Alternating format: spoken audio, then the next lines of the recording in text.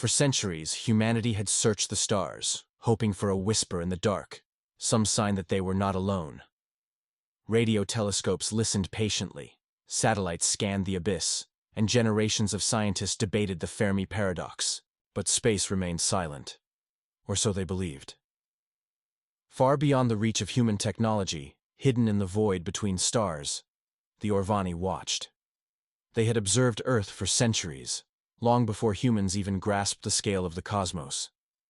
Unlike the warlike empires that lurked in the depths of space, the Orvani were cautious explorers, reluctant to interfere. They believed that species should rise and fall on their own, without intervention. Yet humanity unsettled them. Most civilizations followed predictable patterns. They expanded, built vast cities, reached into space with careful ambition. But humans were something else entirely, wild, reckless, impossible to categorize. They fought wars among themselves even as they built great wonders. They tore their world apart and yet always rebuilt it. They should have destroyed themselves a dozen times over. And yet, they endured. The Orvani Council had debated for centuries what to do about Earth. Some believed humans were too dangerous to be trusted. Others admired their resilience, but all agreed on one thing. Humanity was unpredictable, and unpredictability was dangerous in a universe governed by balance. So they remained silent, watching, waiting. Until the disaster changed everything. Rogue cosmic storm, invisible to human instruments, swept through the sector, disrupting gravitational currents and destabilizing the Orvani's hidden observation station near the edges of the solar system. The station's shields failed, and its core ruptured, a catastrophe that would send it spiraling towards Saturn's orbit. If it remained undetected, it would crash into the planet's rings, lost forever. But if humans found it first, the Orvani knew the risk. A damaged station could expose their technology, their existence, everything they had worked to conceal. There was no choice now. If they wanted to protect their secrecy, they had to reveal themselves. For the first time in their long history, the Orvani would make contact, and they had no idea what to expect. The decision was made. The Orvani would reveal themselves to humanity, not by choice, but by necessity. High above Earth, in the depths of space, an Orvani diplomatic vessel disengaged its cloaking field for the first time in history. It was a sleek construct of polished alloy, gliding soundlessly through the void. Its very presence in the solar system was a momentous event, though no human eyes had yet seen it. Inside the ship, the Orvani delegation prepared for what was, by all measures, an unprecedented encounter. There had been no time for careful planning, no gradual preparation to ease humanity into first contact. The station's malfunction had forced their hand. The humans were bound to detect the debris soon, and when they did, it was impossible to predict their reaction. Ambassador Rathan stood before the viewing window, his deep-set violet eyes watching Earth as it turned beneath them. He had studied this species for decades, memorized their history, their wars, their triumphs, and their endless struggles. And yet, for all his knowledge, he felt the weight of uncertainty pressing down on him. "This is too soon," murmured one of the council advisors behind him. "They are unprepared. They still war among themselves. Their leaders are divided." Rathan turned, his expression unreadable. "Perhaps. But the moment is upon us. We have watched from the shadows long. Enough. Now we will see what humanity truly is." A signal pulsed through the ship's control system. The message was ready. For the first time in human history, a voice from beyond the stars would speak to them. It began as a disruption, barely noticeable at first. Across Earth, radio signals wavered, satellites detected a faint anomaly, and astronomers reported an inexplicable distortion in low orbit. Governments took notice. Military installations in multiple nations scrambled their response teams, fearing an unknown threat. Then came the transmission. All across the planet, on every frequency that could carry it, a single message was broadcast. It was not in any human language, and yet it was immediately understood. A voice, neither male nor female, resonated with an almost musical cadence, perfectly translated to every ear that heard it. "We are the Orvani. We come in peace." The world stood still. Everywhere, from the halls of power to the humblest homes, people froze in place, staring at their radios, televisions, and phones. News anchors stammered, struggling to process what was happening in real time. Governments scrambled for answers. Then came the image. All major digital screens on Earth, from towering city billboards to home devices, briefly flickered and displayed the same scene. A figure standing in a grand chamber of soft golden light. Tall and slender, with smooth metallic gray skin and striking violet eyes, the Orvani emissary was neither monstrous nor human, but something undeniably alien. "We have watched your world for many years," the voice continued, the words resonating with impossible clarity. "We mean no harm. We reveal ourselves to you now, for the first time, in a gesture of trust." The silence that followed was unlike anything the planet had ever known.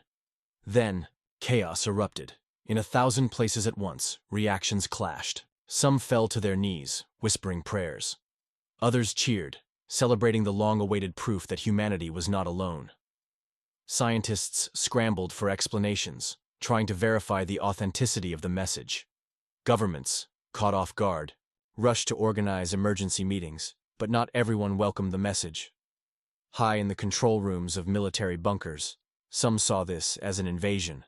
In the chambers of secret organizations, men and women whispered of hidden agendas, of ancient conspiracies confirmed at last. In the dark corners of the world, fear took root, twisting into anger. And then, just as the world tried to make sense of it all, the Orvani made their final request.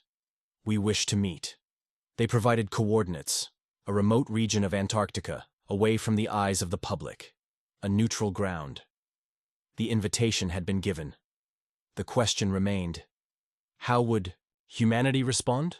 The world was on fire with speculation, and the Orvani's message spread across the globe like an unstoppable tide. News stations broadcast the footage on repeat, dissecting every second, every syllable.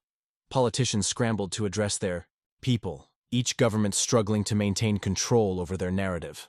Religious leaders interpreted the event through the lens of faith, some calling it divine revelation, others warning of deception. But nowhere was the urgency felt more keenly than in the hidden corridors of power. In the Situation Room of the White House, President Eleanor Carter sat with her advisors, their faces pale under the dim glow of satellite feeds. Similar scenes played out in Moscow, Beijing, London, and countless other seats of power. The Antarctic coordinates provided by the Orvani had become the single most important location on Earth overnight. "We need more intelligence before we act," said General Wilkes, his grizzled face hard as stone. "This could be a trap, an invasion tactic disguised as diplomacy."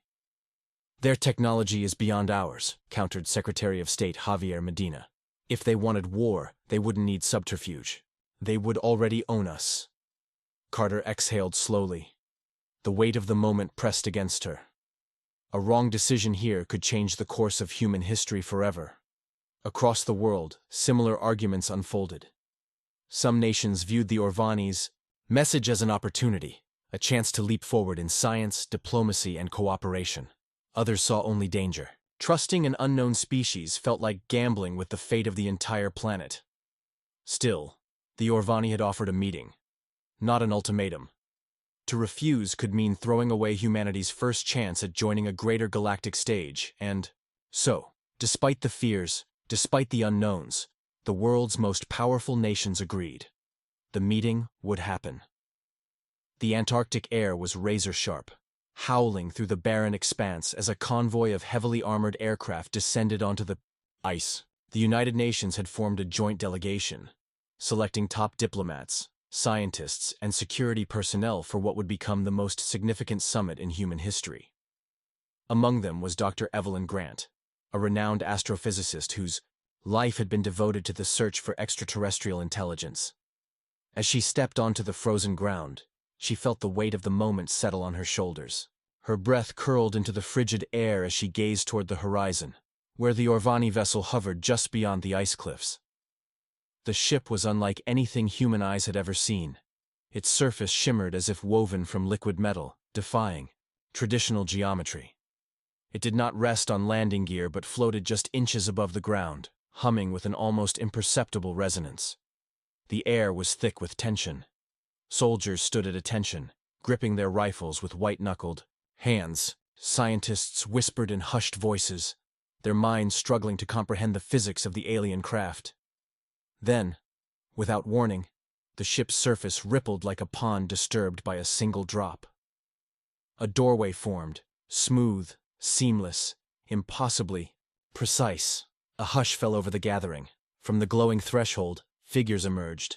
The Orvani delegation moved with an ethereal grace, their elongated forms clad in flowing, luminescent fabrics that seemed to shift with the light. Their skin, a smooth metallic gray, reflected the icy landscape around them.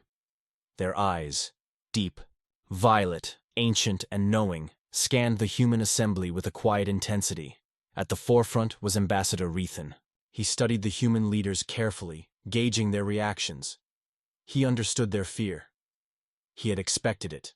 A single step forward, and he spoke. His voice carried no hostility, no arrogance, only a calm certainty. On behalf of the Orvani Council, we welcome you. There was no immediate response. The human delegation remained frozen, their expressions a storm of awe, fear, and determination. Then, breaking the silence, Dr. Grant stepped forward. She had spent her entire life searching for this moment, preparing for the impossible. Her voice was steady, but her heart pounded in her chest. I am Dr. Evelyn Grant. On behalf of Earth, we accept your invitation.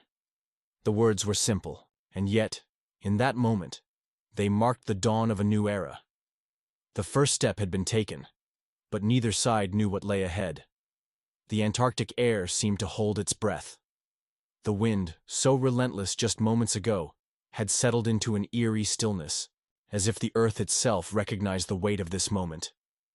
The two delegations faced each other, the Orvani standing tall and poised, their violet eyes unreadable, and the humans, their expressions a whirlwind of emotions ranging from awe to suspicion.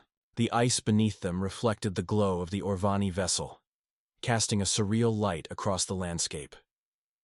Dr. Evelyn Grant, having just spoken humanity's acceptance of the invitation, felt the enormity of the moment settle upon her. She could hear the faint murmurs of the diplomats behind her, their voices barely more than whispers, as though speaking too loudly might shatter the fragile peace. Ambassador Rathan studied her carefully. The human before him was unlike the leaders he had expected. No politician, no military officer, but a scientist. It was a wise choice. Scientists, he had learned, sought understanding before conflict. It was a hopeful sign. He inclined his head slightly, an Orvani gesture of acknowledgement. You have accepted our invitation. That is the first step. From the human side, a man in a dark suit stepped forward. Secretary of State Javier Medina, the highest-ranking political figure present, cleared his throat before speaking. We appreciate your willingness to meet under these conditions, but we must ask, why now? Why reveal yourselves at this moment in history? A fair question, one the Orvani had anticipated. Rathan's gaze flickered toward the horizon before settling back on the human delegation. Because the time has come, he said simply, and because you are no longer alone in this part of the galaxy. Words sent a ripple through the human ranks. A few exchanged tense glances, while others stiffened. Dr. Grant narrowed her eyes. What do you mean? For the first time, a shadow of unease crossed Rathan's face. He turned his gaze upward, toward the night sky, as if searching for something unseen. When he spoke again, his voice held a quiet urgency. There is another force approaching your region of space, he said. A force that does not share our intentions of peace. Silence. The meaning of his words settled over the humans like a gathering storm. Medina's expression darkened. Are you saying we are in danger? Rethan did not answer immediately. Instead, he raised a hand, gesturing toward the glowing ship behind him. Come with us, he said. There are things you must see, things you must understand before it is too late. For a long moment, the human delegation hesitated. To step inside that vessel meant crossing a threshold that could never be undone. The world had changed the moment the Orvani revealed themselves. But to board their ship, to leave the safety of their own ground, was an even greater leap into the unknown. General Wilkes, ever the soldier, shifted uneasily. "Madam President," he said through a secure earpiece to President Carter, who was monitoring the meeting from Washington. "We should not walk into their ship blind. It could be a trap." On the other side of the world, in the secure depths of the White House Situation Room, Carter leaned forward, her fingers steepled beneath her chin. She knew the risk. But she also knew history had rarely been written by those too afraid to step forward. Over the encrypted channel, her voice was steady. "We go."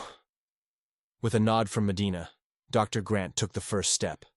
As she crossed the threshold of the Orvani ship, a sensation washed over her. Not pain, not discomfort, but a subtle shift in the very air, as though she had walked from one reality into another. The walls of the vessel shimmered with an iridescent glow, their surfaces alive with shifting patterns. The others followed cautiously, their boots making no sound against the smooth floor. The interior of the ship was unlike anything built by human hands. Elegant, yet impossibly advanced. Every detail refined to the highest precision. They were led down a corridor that seemed to stretch endlessly, and yet, within moments, they arrived at their destination. A great chamber opened before them, its ceiling high and curved like the inside of a celestial dome. At its center, a vast display flickered to life, filling the room with a three-dimensional projection of the stars. It was not just an image. It was alive, shifting and pulsing with real-time data. And then, amid the familiar constellations of Earth's sky, a new presence appeared, a fleet. At first, the glowing dots were distant, barely perceptible against the cosmic backdrop. But as the display zoomed in, their forms became unmistakable. Sleek, jagged vessels, dark against the stars, moving with precision and purpose. Dr. Grant's breath caught in her throat. "What? What are we looking at?" Medina's voice was hoarse. Rethan stepped forward, his expression grim. "The Karthos Dominion," he said. "A warlike empire that has expanded across the stars for centuries. They conquer, they assimilate, they leave nothing unchanged." Wilkes clenched, his fists. "And they're coming here." Yes. A heavy silence followed. The delegation exchanged glances, the reality sinking in. "They have never encountered your kind before," Rathan continued. "They do not know your strengths, your weaknesses. But make no mistake, when they discover your existence, they will not see you as equals. They will see you as prey." Grant swallowed hard. "Why are you telling us this?" Rethan turned his gaze to her. "Because you have a choice, to stand alone and face them when they arrive, or to stand with us." The weight of the moment crashed down upon them. Humanity had spent centuries wondering if they were alone in the universe. Now, in a matter of days, they had learned two truths, one that offered friendship and another that promised war, and the time to decide was slipping away. Va'adim, chamber was silent, but the air crackled with the weight of the revelation. The glowing star map before them cast shifting constellations across their faces, the ominous fleet of the Karthos Dominion hovering like specters of an uncertain future. The human delegation stood rigid, their minds racing. Dr. Evelyn Grant felt a cold knot form in her stomach as she studied the alien warships displayed before them. They were unlike anything she had ever imagined, sleek and brutal in design, their darkened hulls absorbing light rather than reflecting it, a stark contrast to the elegance of the Orvani ship they stood within. "They're heading toward us," she whispered, her voice barely audible. Rethan nodded, his violet eyes betraying no satisfaction in the warning he had just given. "Yes." General Wilkes stepped forward, his jaw clenched. "How do we know you're telling the truth?" he demanded, his voice edged with suspicion. "How do we know this isn't a fabricated threat meant to manipulate us?" The room tensed. A few of the human security personnel instinctively shifted their hands closer to their weapons. Not outright aggression, but the universal sign of soldiers preparing for the worst. Rethan met Wilkes's gaze without flinching. "You don't," he admitted, "and I would not ask you to take us at our word alone." The room darkened slightly as the display shifted, expanding the view of space. A pulse of light traced the predicted trajectory of the Karthos fleet, marking their path. Numbers and calculations flickered beside them. data streams that even the most skeptical among the delegation recognized as astrophysical projections. This information was not gathered in a day, Rethan continued. We have tracked them for decades. We have lost worlds to them. We have fought them. We have bled at their hands. His voice carried a weight now, a subtle undercurrent of something old and sorrowful. Dr. Grant studied him closely. The Orvani were enigmatic, their presence still shrouded in mystery. But this was real. There was no deception in Rethan's posture, no bravado, no plea for desperation. This was not the voice of a conqueror, nor a manipulator. It was the voice of someone who had seen too much. Medina exhaled slowly. If they're as dangerous as you claim, he said, why are you helping us? Why not leave us to our fate? A flicker of something crossed Rethan's face, an emotion almost too complex to name, because we remember what it was like to stand alone. That statement hung in the air, heavier than the Antarctic ice pressing against the ship's hull. Quiet murmur spread through the human delegation. Dr. Grant turned back toward the projection. The fleet was moving, slowly, but with terrifying inevitability. If the Orvani were telling the truth, then humanity's time was already running short. She glanced at Medina, who looked equally troubled. Wilkes, despite his suspicion, was calculating, assessing. The delegation had come here expecting first contact, perhaps the dawn of a new era in diplomacy. Instead, they were staring down the grim possibility of a war they weren't prepared for. What do you propose? Medina finally asked. Rethan's posture straightened slightly, sensing that the tide of hesitation was shifting. The Carthos are methodical, he explained. They do not conquer recklessly. They will study you first, learn your weaknesses. They will come as traders, as explorers, before they come as an armada. Wilkes narrowed his eyes. Then we should strike first. No, Rethan said sharply, the first true hint of urgency creeping into his tone. A direct attack would force their hand. You are unprepared for that war. Not yet.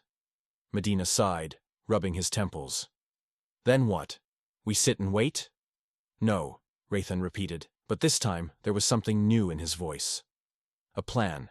The display flickered, shifting again. This time, it wasn't just the Carthos ships in motion.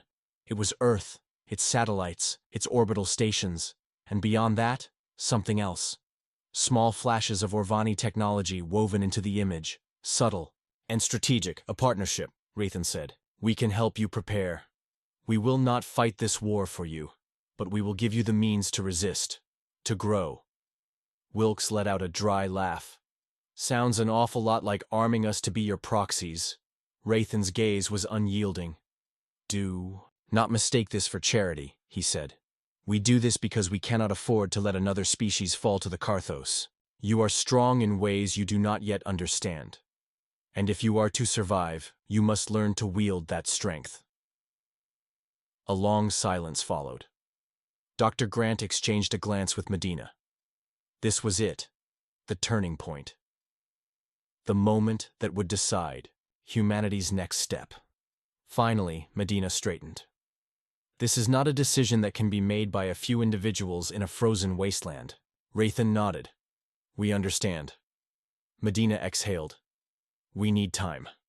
We need to bring this to our governments, to our leaders. Rethan's expression didn't change, but there was a knowing look in his eyes. You do not have long. Medina nodded grimly. Then, we'd better move fast. Back on Earth, the world was still reeling from the first contact. Mass protests had erupted in some places, demanding answers from governments that had been caught off guard. Others had taken to the streets in celebration, welcoming the arrival of new life beyond their world. Conspiracy theories ran wild, and even those who had spent their lives believing in the possibility of extraterrestrial life struggled to accept the new reality. But behind the closed doors of power, the real conversations had begun. The Antarctic delegation returned to their respective nations, carrying with them the greatest diplomatic dilemma in human history. In Washington, in Beijing, in Moscow, and beyond, war rooms buzzed with urgency. The Orvani had extended a hand, the Carthos loomed beyond the stars, and now The fate of humanity teetered on a knife's edge. The question was no longer whether they were alone in the universe. The question was whether they would survive it. The world changed overnight. The revelation of intelligent extraterrestrial life had already sent shockwaves through human civilization. But the new truth, the presence of an incoming hostile force, transformed those waves into a global tsunami. Across the planet, governments scrambled to respond. Intelligence agencies, military forces, and scientific institutions were thrown into frenzied action. The halls of power buzzed with urgency, from the White House in Washington to the Kremlin in Moscow, from Beijing's Great Hall of the People to the underground war rooms buried beneath the surface of the Earth. The Antarctic delegation's return was met with a storm of classified briefings, hastily assembled security councils, and closed-door meetings that stretched long into the night. The Orvani's warning had left little room for denial. Humanity was not alone, and something far worse than first contact was approaching. In Washington, President Eleanor Carter sat in the Situation Room, surrounded by her closest advisors. The air was thick with tension, the soft hum of monitors and security feeds doing little to break the silence. At the center of the long mahogany table, a holographic projection flickered to life. The same star chart the Orvani had shown them, now analyzed and cross-examined by Earth's top intelligence agencies. The projected path of the Karthos fleet was marked in glowing red, cutting through the void of space like a slow-moving dagger aimed directly at Earth. "We have confirmation from our astronomers," CIA Director Alan Richter said, his voice weary but resolute. "Whatever those ships are, they're real. We've detected faint gravitational distortions in the Kuiper Belt consistent with large-scale mass movement. The fleet is still months away, but they're coming." A heavy silence settled over the room. General Wilkes, his uniform crisp despite the exhaustion in his eyes, leaned forward. "Madam President, we need to act now. If the Orvani are offering assistance, we'd be fools to turn them away."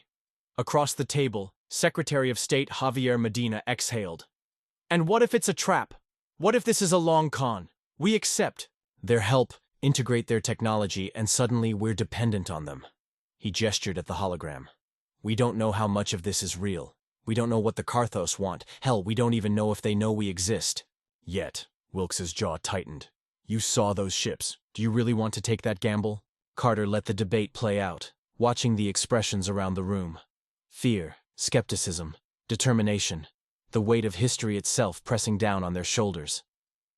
"We don't have the luxury of inaction," she said at last, her voice cutting through the tension. "We don't know the full picture, no. But the Orvani didn't strike me as conquerors.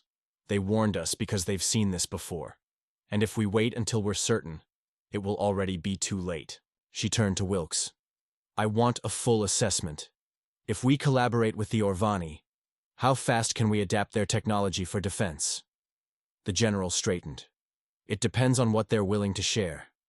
If we're talking energy, shielding, advanced propulsion, directed energy weapons, years, maybe decades. But if they give us strategic intelligence, tactical data on Karthos battle formations, known weaknesses, anything, then we can at least start preparing." Carter nodded, then turned to Medina. "We need to engage with our allies, the UN, NATO, even our adversaries. If this is a global threat, then we need a global response." Medina hesitated. "You think Russia and China will cooperate on this? They've already accused us of controlling the narrative on the Orvani encounter." Carter's gaze was firm. "Then we make it clear. This is bigger than geopolitics. If we fail to unite now, there won't be any nations left to fight over." Medina exhaled, rubbing his temples. "All right. I'll make the calls." The decision had been made. Humanity would not face this alone. But even as the gears of diplomacy and military strategy began to turn, the question remained, would it be enough? Days later, the Orvani delegation returned, this time in a more formal capacity. A secure location was chosen, a secluded airbase in the Nevada desert, far from prying civilian eyes. The world still reeled from the initial shock of contact, and the last thing the governments needed was mass panic before a plan was in place. Rethan and his advisors arrived in a sleek, crystalline transport, the ship descending with an eerie grace that human aircraft could never match. The meeting took place in a vast underground chamber, hastily modified to accommodate the alien guests. Armed guards lined the walls, watching with disciplined restraint as the Orvani diplomats stepped forward. Seated at the central table, President Carter and her international counterparts awaited them. Rethan wasted no time with pleasantries. "You have deliberated," he said, his gaze sweeping the room. "What is your answer?" Carter met his gaze. "We accept your help."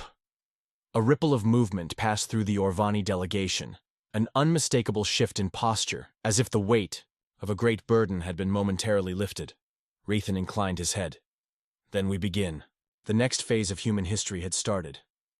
Within days, a select team of Earth's top scientists, engineers, and military strategists were granted access to Orvani technology.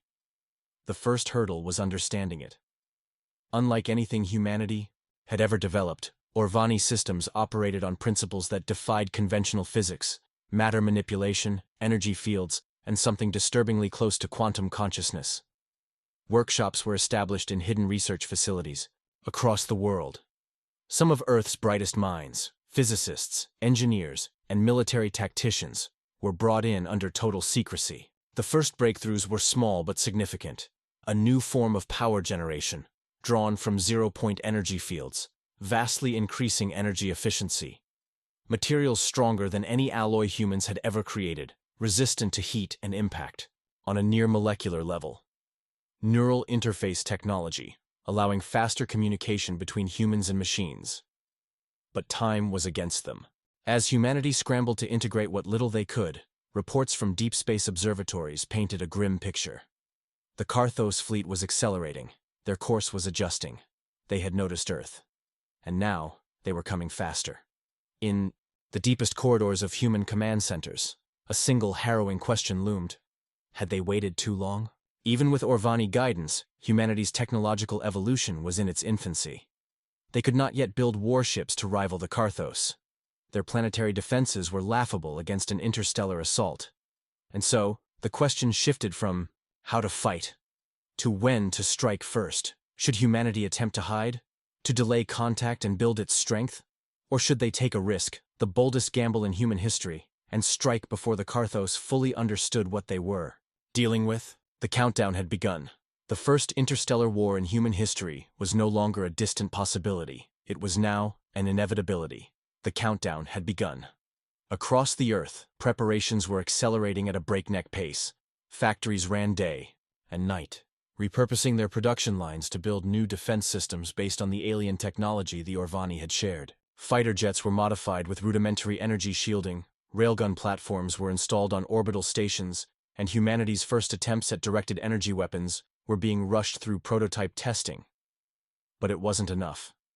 Every scientist, every general, every analyst who studied the data came to the same grim conclusion. Earth was still decades behind. Even with the Orvani's guidance, humanity had barely scratched the surface of what was needed to survive an interstellar war. The Karthos fleet was now only months away, and then, without warning, everything changed. A deep space monitoring station on the far side of the moon detected an energy fluctuation unlike anything seen before. The readings were chaotic, shifting between the spectrum of known radiation and something else entirely. Something artificial, something deliberate, and then the sky burned. The first Karthos scout ships arrived in the Sol system. They did not announce themselves. They did not open negotiations. Instead, they sent a message written in fire. The attack came in the dead of night, striking humanity's orbital infrastructure with surgical precision.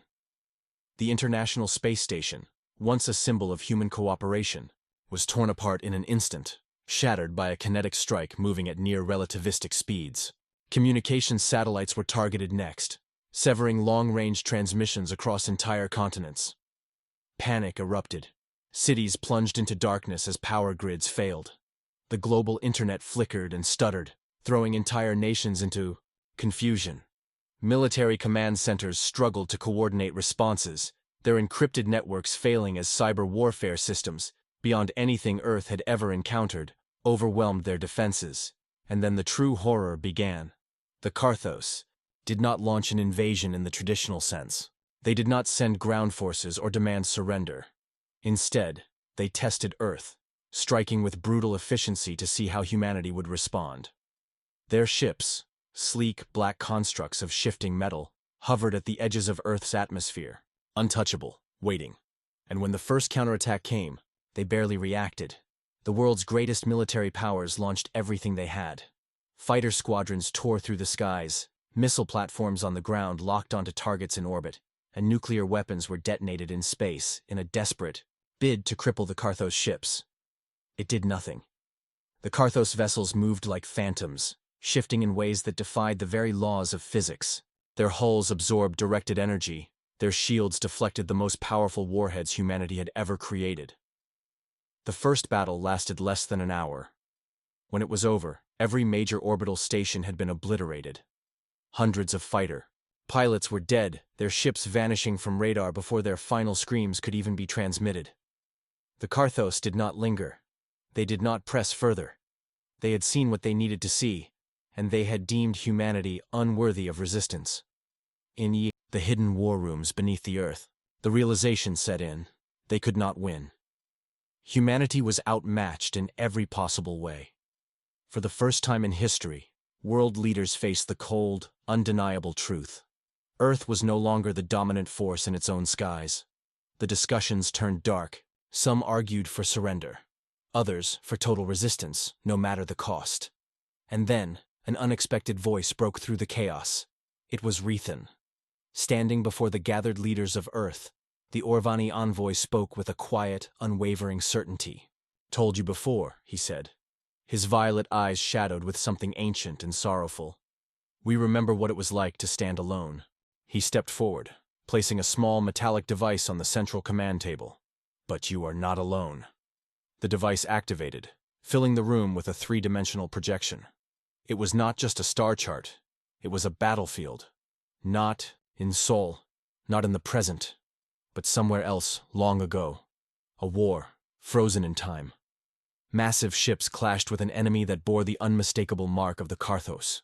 The scene flickered, shifting through the ruins of entire planets, the shattered remains of civilizations that had fought and lost. And then the image changed again. New ships appeared, smaller, faster, built for war. They struck the Karthos in unexpected ways, exploiting weaknesses that had never been seen before.